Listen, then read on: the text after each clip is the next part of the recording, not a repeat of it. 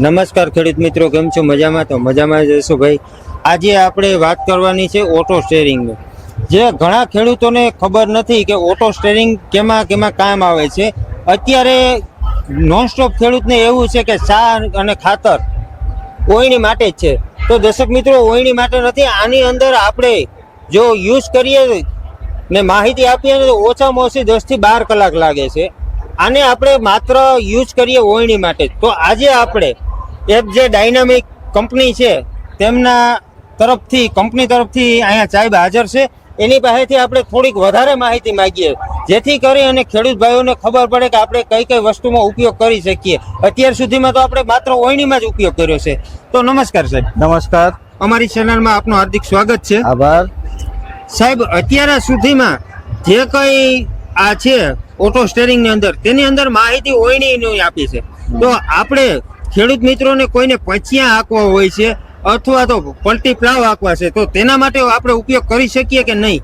હા, હવે મૂળ ટ્રેક્ટર ની પાછળના સાધન આપણે ટૂંકમાં રાખીએ, બરાબર. પંચિયા કે દાંતી કે રાપ કે એવી ચર્ચા ના કરીએ. સાધન, એપ્લિકેશન બહુ બધા છે.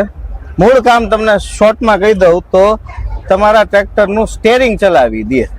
આ ક્લચ બ્રેક ના ચલાવી દે કે લીવર ના મારી દે, પણ તમારું સ્ટેરિંગ ચલાવી દે અને પરફેક્ટ ચલાવી શકે. આ એનું કામ છે. ખેડૂતના માનસિકતામાં શું છે કે ભાઈ ચાસ નાખવા કે ખાલી વાવેતર, પણ ચાસ નાખવા અને ચાસ સીધા નાખવામાં બહુ અંતર છે. રેડી? એટલે આ આવકનું સાધન ગણો તો આવકનું સાધન એ છે. તમે બીજી રીતે ગણો, મોટા ખેડૂત છે તો એને જગ્યાનો લોસ ના થાય એવા કામ છે. અને અત્યારે સૌથી મોંઘી વસ્તુ છે સમય. એટલે આ તમારો સમય બચાવી દે. બીજું, સેટેલાઇટથી કામ થાય છે, એટલે દિવસ હોય કે રાત હોય 24 કલાક આ કામ કરી શકાય. જે ચાસ નાખવામાં વાવેતરમાં આપણે દિવસના જ કરી શકતા હતા, એ રાતે બી કરી શકીએ. રેડી? બીજું તમને બહુ સરળતાથી એક લોકો ઘણીવાર ડિસ્કસ નથી કરતા, પણ કહું, ભાષામાં ગુજરાતી પણ છે.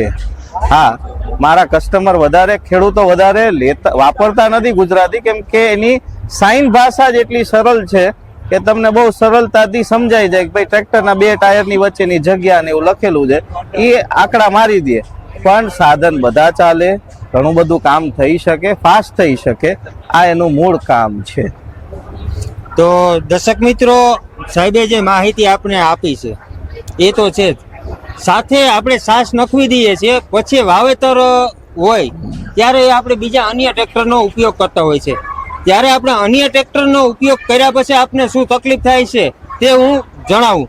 કેમ કે આપણે જ્યારે સાથી હાંકતા હોય, આનાથી ઓટો સ્ટેરિંગથી આપણે વાવેતર કર્યું હોય ને, તો માત્ર 1 કે 2 દોરાનું અંતર રહે છે સાહેબ. જી, સાચી વાત છે. બરાબર ને? નેદામણની અંદર આપણે ઘણો બધો મજૂર પાછળ ખર્ચો કરવો પડશે. ત્યારે ખેડૂત શું કહે છે કે આપણે જીપીએસ થી ચાહ તો નાખ્યા છે ને, પણ એનાથી મતલબ નથી સાહેબ મારા પ્રમાણે, કે સાસ નાખ્યા પછી આપણે જે વાવેતર કરીએ ને, વાવેતર પણ મારા અંદાજથી જીપીએસ થી થવું જોઈએ. તમને શું લાગે? થવું જોઈએ એવું આપણે કોઈને માથે બેસાડી ના શકાય, પણ હા, હવે લોકો જીપીએસ થી કરવા માંગે છે. કેમ કે બધાને, ગુજરાતના ખેડૂતોને ચોખ્ખી ખેતીનો રસ હોય છે, અને ચોખ્ખી ખેતી સરસ રીતે આખું વાવેતરથી હોય.